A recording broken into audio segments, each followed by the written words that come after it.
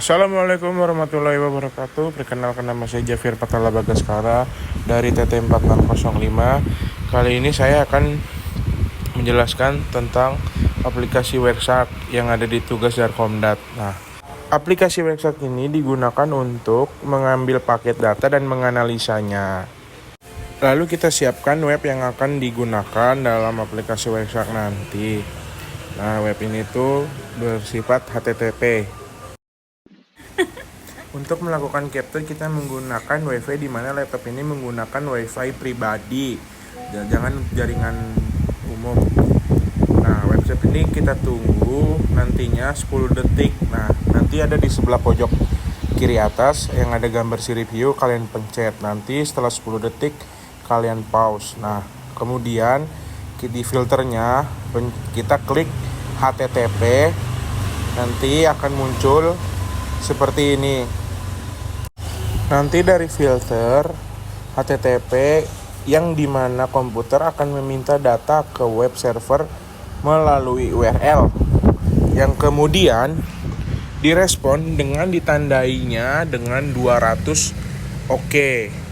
Dari source ini terdapat IP address dari komputer yang mana IP tersebut adalah 172.20.10.3 yang meminta kepada server atau URL tersebut yang IP-nya adalah 152.118.24.194. IP tersebut bisa kita buktikan dengan cara menggunakan CMD dengan melakukan ping ke URL. Nah, untuk mengeceknya kita memencet Windows lalu klik kanan, nanti ada di bagian tulisan run, kalian pencet run. Nah, setelah run, nanti kalian akan muncul seperti ini. Nah, itu ketik CMD. Setelahnya nanti, nah itu yang seperti saya lingkari, nanti di bagian itu kalian pencet ping dari URL yang di sini, kalian copy dulu linknya. Nanti kalian salin, itu seperti yang saya buletin yang di atas. Kalian nanti tinggal pencet ping. Nah, terus di enter. Nanti IP address-nya sama seperti yang di Werksak yang saya buletin yang kedua. Nanti kalian lakukan seperti yang saya lingkarin hijau itu. Nanti kalian di situ pencet IP configuration. Nah, itu fungsinya itu buat munculin IP dari komputer ini. Nah, nanti setelah ditunggu nanti akan keluar IP komputer ini di lingkaran yang saya kuningin itu. Nah, nanti di dalam lingkaran kuning itu akan muncul IPv4, subnet MAC sama default gateway yang itu berisi itu tentang IP dari komputer ini. Terima kasih. Assalamualaikum warahmatullahi wabarakatuh. Perkenalkan, nama saya Mauldi Rahman dari TT4605 dengan NIM 111.223.124. Di sini saya akan menjelaskan soal bagian C. Soal bagian C itu adalah protokol layer 7 yang terlibat dalam komunikasi HTTP yang kita pelajari lebih lanjut nanti. Dalam TCP ini menggunakan TCP stream pada paket HTTP GET. Di sini kita dapat memilih salah satu protokol HTTP plus GET yang muncul pada list berdasarkan data yang ditampilkan oleh Werksak nanti. Di TCP stream ini terdapat dua bagian, yang pertama yaitu permintaan dan yang kedua itu respon. Pada bagian pertama yaitu ada get HTTP 1. Get itu meminta data dari server, kemudian ini root directory yang biasa ke homepage, lalu HTTP 1 ini ada protokol HTTP yang digunakan. Selanjutnya ada host. Host itu adalah web yang digunakan. Selanjutnya ada connection people live. Browser ingin koneksi tetap terbuka, setelahnya menerima respon dan itu memungkinkan koneksi lebih cepat. Selanjutnya ada cache control. Ini itu tidak ingin menggunakan data cache dan itu mengambil sumber terbaru dari versi tersebut. Selanjutnya ada update and secure. Ini itu perambahan lebih suka menggunakan koneksi aman atau TTPS. Kemudian ada user again. Ini itu perangkat lunak perambahan yang digunakan seperti nomor versi dan sistem aplikasi. Selanjutnya ada accept. Ini menunjukkan jenis konten yang dapat terima perambahan. Kemudian ada accept encoding. Perambahan yang dapat memahami konten terkonvensi. Selanjutnya ada accept language, biasa bisa menerima bahasa itu Inggris atau US. Kita lanjut ke bagian 2, yaitu ada HTTP 1. Itu adalah kode status respon. Selanjutnya ada date. Date itu adalah tanggal yang dibuat oleh server. Selanjutnya ada content type, itu adalah teks atau HTML. Selanjutnya ada connection, itu sama seperti yang tadi, keep alive. Dan selanjutnya ada export by, di mana konten yang dibuat. dan ada konsep encoding, yaitu data konten dikompresi menggunakan gzip.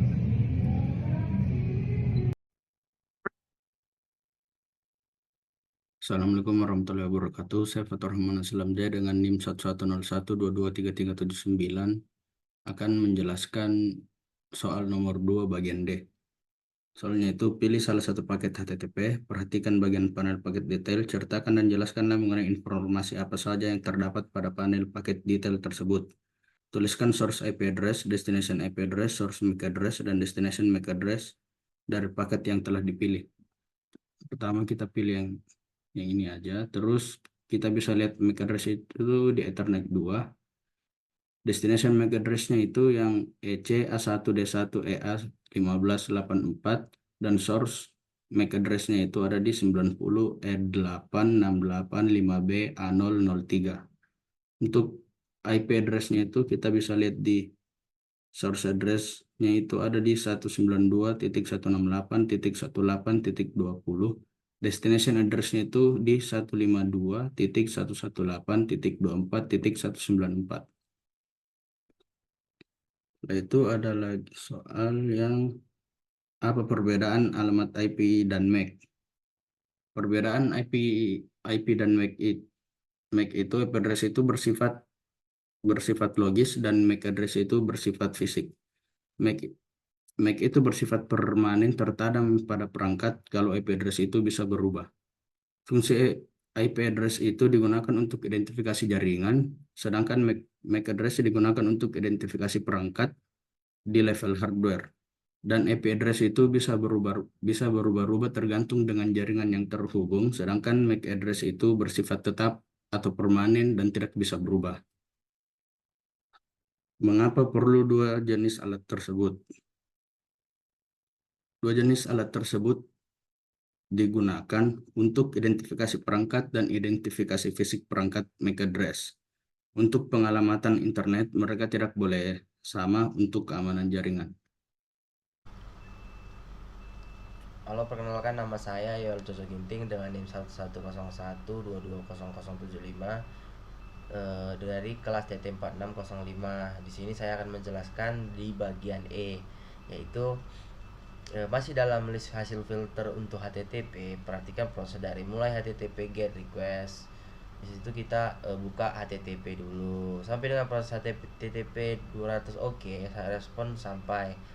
Terus kita disuruh klik list HTTP GET, itu di source ini kita klik HTTP GET. Selanjutnya kita disuruh lagi perhatikan panel paket detail. Terus kita di situ disuruh mencari transmission control protocol. Kita klik ini, kita cari ke bawah, terus time lapse, terus kita klik time since first frame, dan yang ini yang itu artinya yang time since first itu adalah selang waktu yang telah berlalu sejak frame sebelumnya ke frame saat ini. Selanjutnya itu ada time since first itu artinya itu adalah total waktu yang telah berlalu sejak frame pertama dari urutan frame dimulai.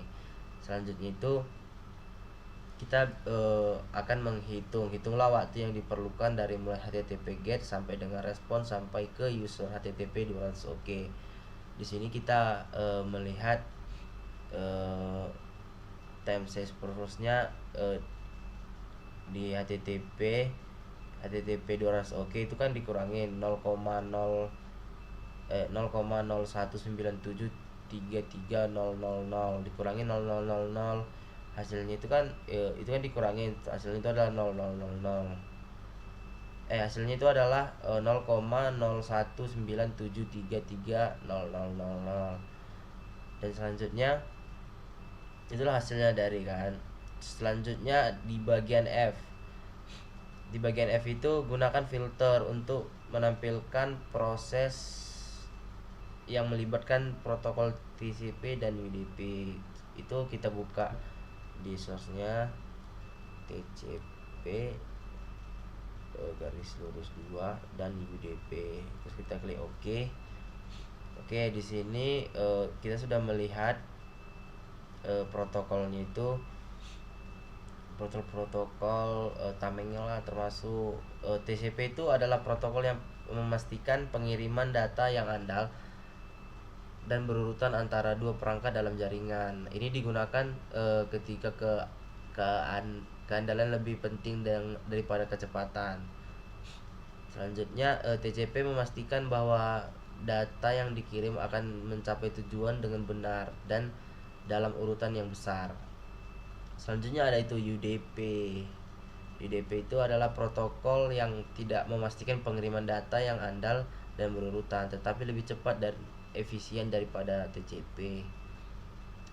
UDP digunakan ketika kecepatan lebih penting daripada keandalan. Di sini kita bisa melihat TCP dan TCP UDP itu adalah keamanan filter jaringan. Yang ini nih, ini adalah keamanannya di DNS, TCP, UDP gitu. TCP keamanan filter jaringan jika ada gangguan dari jaringan filter gitu. Gangguan jaringan filter UDP dan TCP akan bekerja jika ada serangan dari aktivitas yang mencurigakan. Dan sekian dari penjelasan dari saya, dan sekian dari penjelasan dari kelompok saya. Mohon maaf jika ada salah kata. Sekian dan terima kasih.